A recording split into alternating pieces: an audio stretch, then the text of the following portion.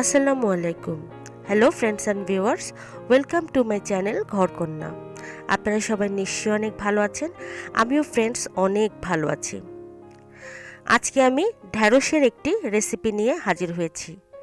রেসিপির ভিডিওটি শুরু করার আগে আসুন আমরা চ্যানেলটি সাবস্ক্রাইব করি এবং বেল আইকনে ক্লিক করে রাখি। ফ্রেন্ডস, ঢ্যাঁড়স আমরা অনেকেই পছন্দ করি, আবার অনেকেই আছে ঢ্যাঁড়স পছন্দ করি না, এটা একটু পিচ্ছিল হয় তাই। তবে এই ঢ্যাঁড়স অনেক টেস্টি করে, সুস্বাদু করে এবং স্বাস্থ্যকরভাবে রান্না করা যায়।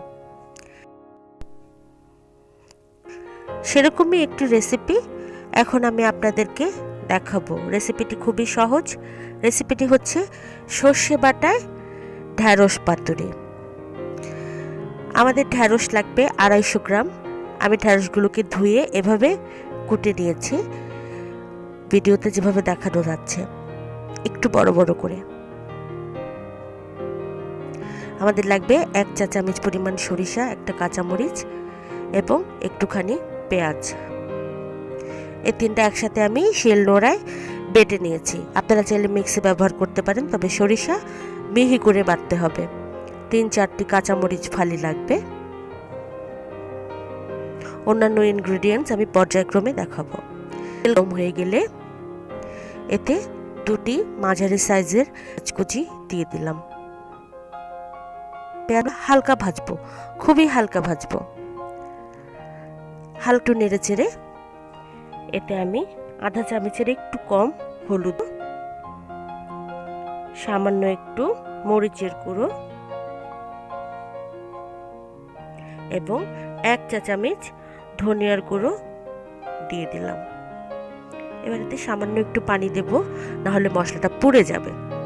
কাঁচামরিচ ফালি এবং সরিষা বাটা এ পর্যায়ে দিয়ে দিলাম। সামান্য একটু পানি দিয়ে এটাকে নেড়ে চেড়ে কষিয়ে নিতে হবে। এই 1-2 মিনিট কষিয়ে নিলেই হবে।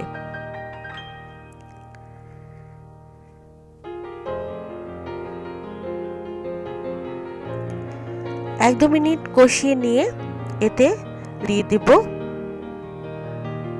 এবং কেটে রাখা ঢ্যাঁড়সের টুকরোগুলোকে দিয়ে দিব। নেড়ে চেড়ে আবার 1 মিনিট বা 2 মিনিট কষিয়ে নিতে হবে। চুলার আঁচ অবশ্যই কমিয়ে নিতে হবে।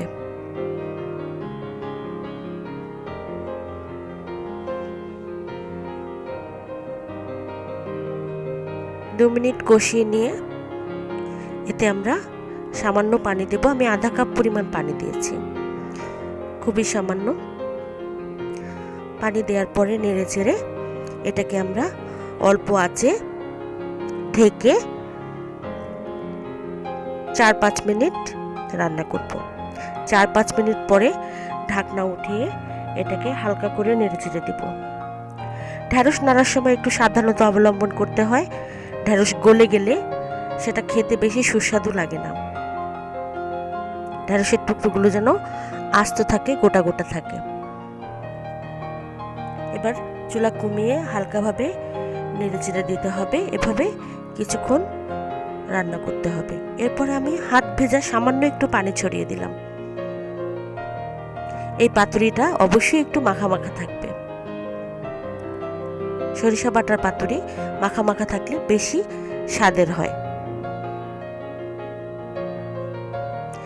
এবার নেড়ে চেড়ে আমি এতে ধনেপাতা কুচি দিয়ে দেব। ধনেপাতা কুচি সরিষা বাটা ঢ্যাঁড়সকে আরো বেশি সুস্বাদু করে তুলবে। নেড়ে চেড়ে নামিয়ে ফেলবো। এই তো হয়ে গেল আমার সর্ষে বাটায় ঢ্যাঁড়স পাতুরি। আশা করি রেসিপিটি আপনাদের ভালো লাগবে। অবশ্যই আমার চ্যানেলটি সাবস্ক্রাইব করবেন এবং বেল আইকনে ক্লিক করে রাখবেন। আজকে এ পর্যন্তই। আপনারা সবাই ভালো থাকবেন, সুস্থ থাকবেন, নিয়মিত স্বাস্থ্যকর খাবার খাবেন। সবাইকে শুভকামনা জানিয়ে বিদায় নিচ্ছি। আল্লাহ হাফেজ।